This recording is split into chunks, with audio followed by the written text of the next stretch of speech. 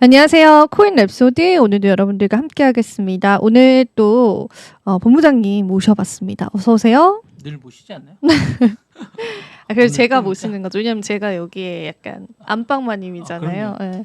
혹시 제가 뒷방마님은 아니죠. 패널 바꿔도 바꾸셔도 됩니다. 좀 농담입니다. 바꿔주십시오. 농담입니다. 네. 네. 농담이고요. 네, 반갑습니다. 없으시면 안 됩니다. 여기. 네. 전폭적인 지지자시죠. 자, 저랑 같이 암호화폐 시장 이야기 나눠볼게요. 저희가 약간 조정이 나오긴 했는데 그래도 일주일 기준으로는 9%가량 상승을 보여주긴 했더라고요. 그래서 일단은 이렇게 슉 올랐다가 다시 이제 보합이다라고 보시면 되고, 네, 슉 올랐다가 보합이에요. 그리고 지금 이더리움은 1,770달러고 XRP가 이제 떨어지기는 했는데 이따가 기사를 보여드릴 건데 XRP가 뭐 이더리움을 넘볼 수 있다 이런 이야기가 또 나옵니다. 그리고 이제 테더 같은 경우에는 지금 시가총액 볼륨이 워낙 커졌죠. 제가 어제도 세블코인 거래량이 비자보다 많아졌다 이런 이야기들도 같이 전해드렸었는데, 그래서 일단은 시총상으로는 테더가 3위고 이제 XRP가 4위를 나타내고 있는 게 확인이 되죠. 그리고 도지코인도 이제 조금 하락을 하는 모습을 보여줬는데 최근에 수위가 굉장히 좋아요. 그래서 수위가 일주일 동안 무려 44%가 좀 올라주는 게 확인이 됐고요. 시바이누는 이제 도지 떨어질 땐 대부분 이제 같이 떨어지니까, 그러니까 대부분의 이제 코인들이 조금 떨어졌는데, 제가 이따가도 이제 기사를 보여드릴 거지만 이제 오피셜 트럼프가 지금 요게 하루 차트인데요. 이렇게 수직 상승을 했습니다. 단기간에 그때 집계상으로 50% 넘게 올랐어요. 근데 이제 트럼프 대통령이 이제 밈코인 보유자랑 뭐 만찬을 하겠다 이런 이야기가 좀 전해지면서 한국 시간으로는 오전 2시쯤 이었습니다. 그때 이제 저도 정말 깜짝 놀랐는데 네. 이제 트럼프 대통령 때문에 요즘 잠을 잘 수가 없습니다. 근데 어쨌든 지금은 12달러까지 올라왔고 우리가 최고점이 68달러니까 그때 대비해서도 역시나 이제 6분의 1 수준으로 이제 굉장히 5분의 1 수준으로 굉장히 이제 좀 아직도 이제 저점인 거죠. 그래서 이렇게 쬐끔 올려주긴 했는데 그때 발행 당시 때까지 올려주려면 한참을 또 가야 되는 길이 있어서 이게 과연 차트가 어떻게 형성이 될지 전 너무 궁금해요. 저 유론 차트는 진짜 오랜만에 보는 것 같아요.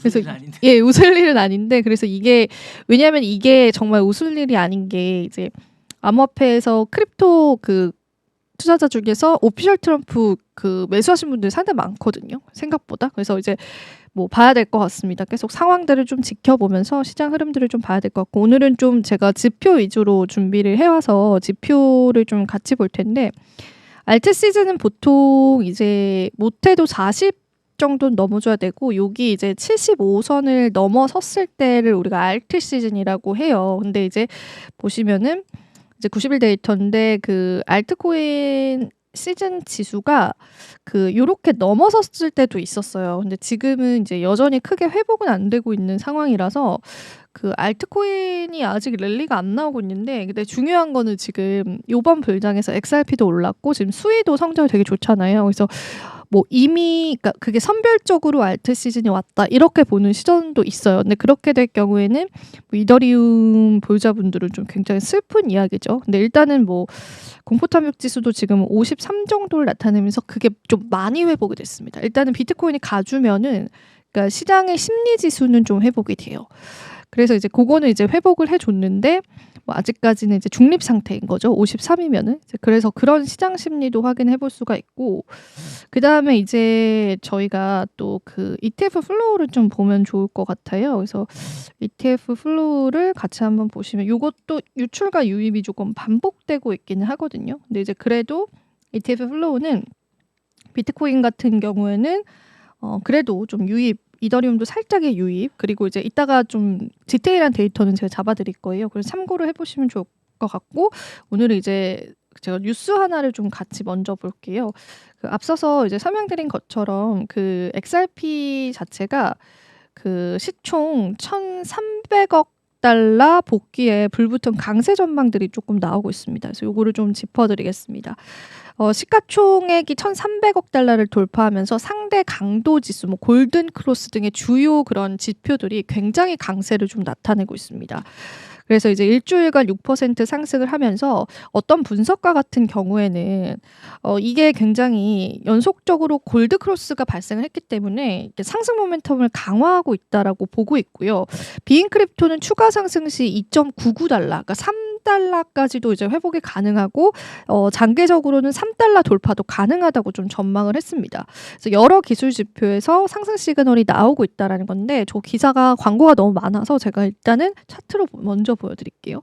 그래서 이제 여러 분석가들이 그러니까 여러 기술적인 지표가 지금 너무나 좋기 때문에 물론 지금은 이제 소폭 이제 조정을 받고 있긴 합니다. 그래서 이제 다시 3달러 돌파에 관해서 좀 빠른 시일 내에 일어날 수가 있고 지금 시총상으로도 시총은 살짝 떨어졌어요. 1,300억 달러에서 1,260억 달러로 좀 떨어지긴 했는데 이제 1,300억 달러가 좀 돌파되고 하면서 이게 뭐 이더리움만큼의 이더리움을 좀 따라잡을 수도 있을 것 같다. 막 이런 또 론들이 나옵니다. 그래서 이게 이제 우리가 100% 신뢰할 수는 없지만은 그러니까 여러 가지 지표들 상으로 좋은 지표들이 계속 지금 녹화 시간 기준에서 계속 나오고 있다라는 거예요. 그래서 요거를 이제 보유자분들께서는 좀 참고를 해보시면 좋겠고 일단 최근 고점은 여기 보이시는 것처럼 3.3달러였죠. 근데 이 3달러를 다시 이제 돌파를 해주게 되면은 리플은 정말 또 새로운 국면에 다가갈 수 있다라고 보여지는 시점입니다. 사실 리플이 지난 이제 강세장에서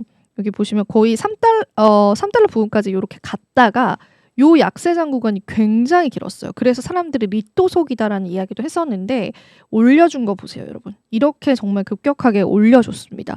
그래서 이제 더 이상 리또속이 아니다. 그러면서 이제 이번 불장에서의 알트코인 시즌 랠리는 이제 리플이 다 했다, XRP가 다 했다 이런 얘기가 또 나오고 있는 상황이다 보니까 사실 리플에 관한 이제 블리시를 내다보는 것도 88%의 비율을 좀 나타냅니다.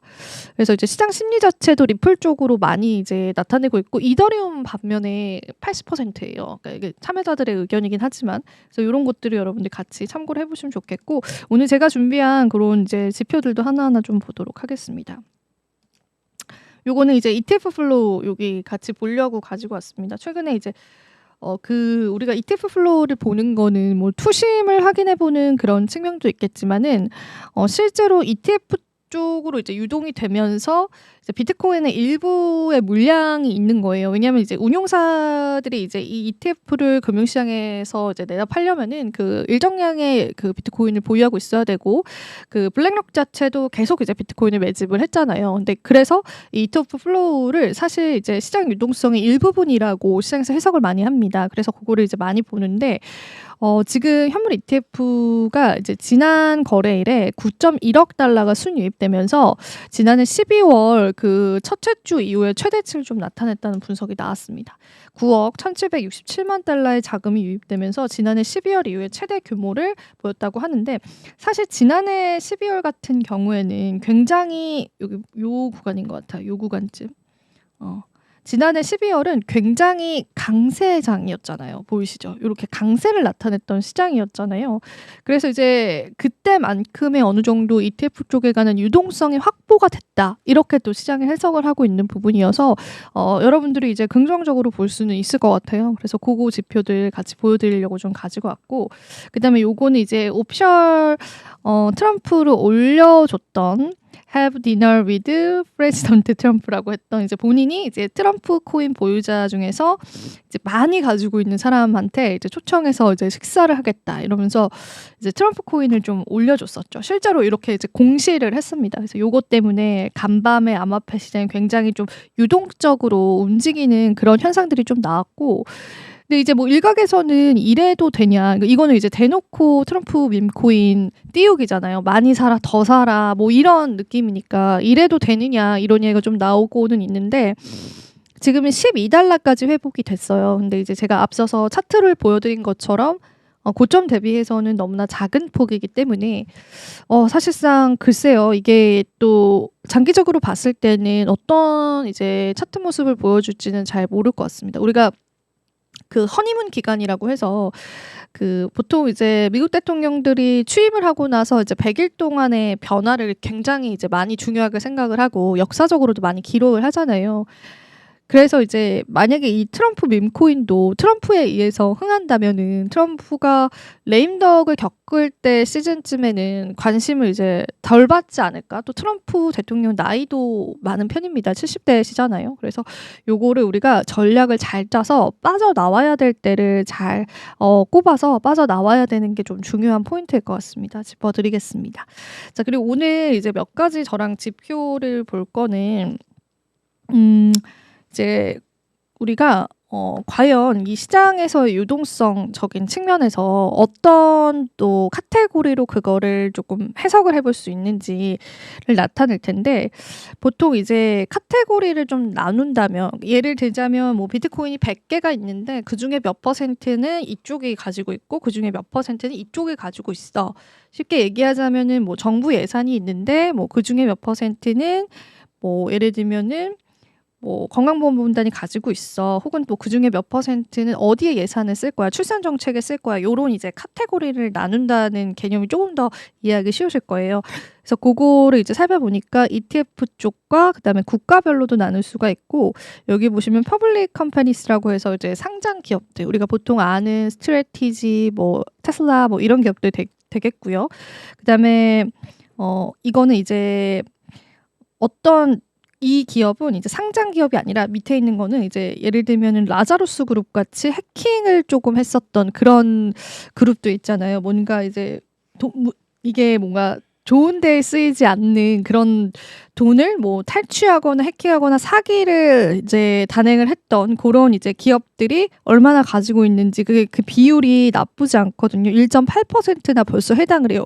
얼마 전에 그 라자루스 그룹이 우리 해킹을 했었을 때 그 북한 라자루스 그룹이 국내가 보유한 암호화폐보다 많이 가지고 있었고, 제가 그때 뉴스로 엘살바도르보다 많이 가지고 있다 그랬었나? 하여튼 막 그게 아무리 탈취한 거여도 일단 보유 자체는 그렇게 많이 가지고 있다라는 겁니다. 쉽게 얘기하자면 우리가 뭐 이렇게 정부 예산이 있는데 그걸 누가 탈취를 했어. 근데 어쨌든 이 정도의 파일을 가져간 거잖아요. 그래서 그들의 움직임도 시장에 영향성을 충분히 줄 수 있다라는 거죠. 그리고 추가적으로 마이너들, 그러니까 채굴자들이 얼마나 또 가지고 있는지 그런 것도 체크를 해봐야 될 것 같고, 디파이 쪽에 관해서 탈중앙화된 그런 어떤 카테고리도 우리가 살펴봐야 될 것 같아서 제가 몇 가지만 오늘 좀 짚어드리도록 할게요.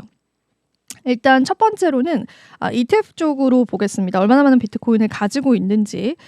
이거는 이제 그 캡처 시간 기준으로의 밸류고요. 그러니까 비트코인에 관한 수량을 나타내는 거예요. 그래서 여기 보시면 블랙록이 가장 많이 가지고 있고, 그다음 피델리티고, 그다음 그레이스케일, 코인쉐어스, 아크투니쉐어스, 그다음에 또 그레이스케일 비트코인 미니 트러스트도 이제 상장을 했거든요. 그러니까 이런 순으로 가지고 있어서 이제 그들이 유동성의 일부를 담당하고 있기 때문에 어떤 이제 방향성을 보이는지를 살펴보셔야 될 것 같고, 그다음에 이제 국가적으로 변동성이 있느냐 봤는데, 사실은 이제 미국 정부가 일부 매각을 한 것으로 알려져 있잖아요. 근데 이제 지금 제가 보고 있는 사이트에서 수치상으로는 아직도 그 매각 수치가 반영이 안 된 건지 여전히 20만 개의 비트코인은 나타내주고 있고, 그다음에 중국 정부, 그다음에 영국도 많이 가지고 있죠. 다 이게 탈취를 한 그런, 그러니까 불법 자금으로 나왔던 거를 이제 정부 측에서 압수를 한 물량이에요. 그래서 요것도 상당히 많고, 우크라이나는 이제 제가 예전도 설명을 드렸는데, 예전에 전쟁, 그러니까 러시아한테 전쟁을 당했을 때 그 기부금이라든지 그런 것들을 또 우크라이나의 이제 국가 계좌로 받았었어요. 그래서 그런 것들 때문에 집계가 된 것 같고, 엘살바도르는 뭐 법정화폐로 쓰고 있으니까, 그리고 핀란드도 많이 가지고 있고, 독일 정부는 사실 많이 가지고 있었는데 그 많이 매각을 했어요. 그래서 요거는 지금 0으로 지금 수렴을 하고 있습니다. 그것도 여러분들 확인을 해보시면 좋을 것 같아요. 자, 그리고 이제 요거는 제가 지난번에도 그 뭐 이렇게 기업들이 얼마나 가지고 있고 그거를 이제 13F 보고서라고 SEC 증권거래위원회에 이제 정기적으로 신고를 해야 돼요. 그러니까 기업의 자산 중에 비트코인을 일부 얼마를 담았고 뭐 다른 자산을 얼마나 담았고 그런 것들 신고를 해야 되는데, 지금 현재 그래도 최근 기준으로 보시면 어떤 기업들이 있냐 보면은 이렇게 컨트리로 여러분 보시면은 그 미국 기업들이 대다수이기는 해요. 근데 일본 기업도 최근에 메타플래닛이 엄청 비트코인을 사고 있죠. 그래서 그들이 지금 사는지 아니면 이제 매도를 하는지 그런 부분들도 보셔야 될 것 같고, 그리고 이제 독일 기업도 있습니다. 독일 기업도 있고, 여기에 이제 캐나다 기업들도 좀 상당히 많이 지금 보유를 하고 있습니다. 그래서 실질적으로 이제 미국 기업 중에서는 그 스트래티지가 당연히 독보적인 1위를 차지를 하고 그다음에 이제 테슬라도 있어요. 제가 어제도 이제 테슬라가 몇 개 가지고 있고 이거 알려드렸었죠. 그리고 코인베이스 글로벌도 이제 가지고 있는 양이 상당히 많고 갤럭시 디지털 홀딩스도 많이 가지고 있습니다. 그래서 이런 식으로 이제 가지고 있어서 이 기업들이 만약에 13F 보고서에서 비트코인을 좀 덜어낸다 이런 것들이 이제 장기적인 시장 유동성은 줄 수 있습니다. 근데 대부분 이런 기업들은 막 잘 안 파죠. 지금은 일단 매집의 그 어떤 포지션이니까 그래가지고 오히려 시장에 유동성이 없다라고도 표현을 해요. 쉽게 얘기하자면 이런 분들이 기관 투자자이고 이제 고래 투자잖아요. 근데 개인과는 다르게 이분들은 뭔가 되게 계획적으로 매집을 하고 계획적으로 매도를 할 거 아니에요. 작은 자산이 아니니까. 그래서 이분들이 지금 시장의 유동성을 꽉 잡고 있다라는 거죠. 오히려 이제 예전에 비트코인이 좀 일부 소수의 개발자들만 알았을 때는 더 이렇게 파닥파닥 그렇게 그러니까 증시는 아니죠. 암호화폐 시장이 뛰는 느낌이었다면 지금은 너무 큰 손들이 들어오니까 진짜 막 이렇게 막 좀 이렇게 더 묵직하고 잔잔하게 가는 거예요. 그래서 트레이더들 입장에서는 물론 이제 단기적인 변동성은 있을 수 있겠지만은 그리고 다른 자산 대비해서는 변동성은 있지만 그래서 트레이더들 입장에서는 지금 이런 상황이 조금 더 심심할 수 있다 그런 얘기도 나오거든요. 하지만 이제 많은 파일을 차지하는 그런 이제 카테고리들이니까 요거는 이제 제가 계속 시간이 된다면 여러분들에게 체크해 드리면서요 시장 유동성 같이 점검해 드리도록 하겠습니다.